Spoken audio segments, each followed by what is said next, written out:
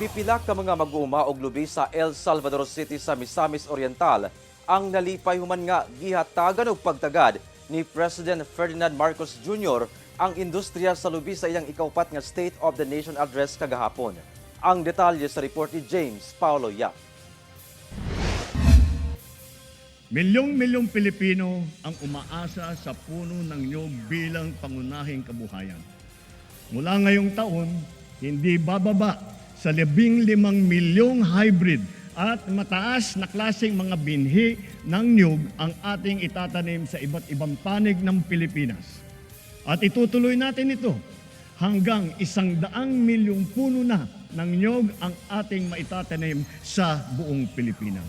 Usa ang industriya sa lubi ang nahatagan og pagtagad ni President Ferdinand Marcos Jr. ato sa iyang ikaupat nga State of the Nation address kagahapong adlaw. Busa dako ang kalipay ni Sara Bonita sa mga gilatag ni PBBM nga programa alang sa mga sama niyang mag-uuma og lubi.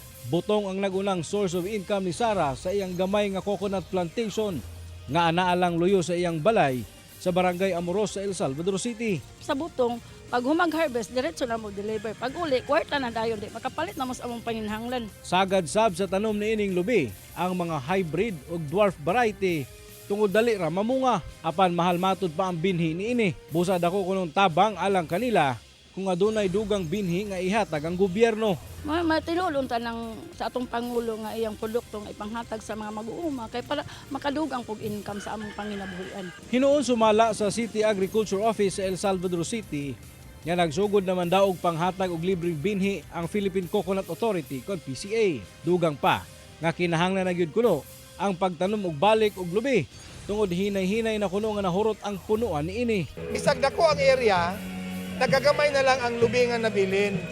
Kay tungod na gipang gamit siya nga construction material. So mas maayo nga magtanom og otro mga bag-o nga mga variety. Dulan usa ka libo ka hektarya matud pa ang coconut plantation sa tibuok El Salvador City. Kauban si Makoy Sempron, James Paulo Yap, 1 Mindanao.